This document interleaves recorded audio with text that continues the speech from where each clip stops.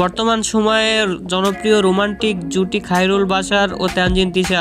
দিন দিন বাংলা নাটকের জনপ্রিয়তা বেড়ে চলেছে। সে ধারাবাহিকতায় আবারও নতুন নাটক নিয়ে হাজির হয়েছেন জনপ্রিয় জুটি। নাটকটির নাম বসন্ত বরী। এই নাটকটিতে অভিনয় করেছেন বর্তমান সময়ের আলোচিত অভিনেতা খায়রুল বাশার ও আলোচিত অভিনেত্রী তানজিন তিশা। এই নাটকটি রচনা ও পরিচালনা করেছেন মিশুক মিঠু। নাটকটি খুব শীঘ্রই কেএস ফিল্মসের ইউটিউব চ্যানেলে প্রকাশিত হবে। আপনারা দেখতে চাইলে অবশ্যই কেএস ফিল্মসের ইউটিউব চ্যানেলে চোখ রাখুন এবং নিয়মিত নতুন নতুন নাটকের আপডেট পেতে হলে অবশ্যই চ্যানেলটিকে সাবস্ক্রাইব করে রাখুন। পরবর্তী ভিডিওর জন্য অপেক্ষা করুন।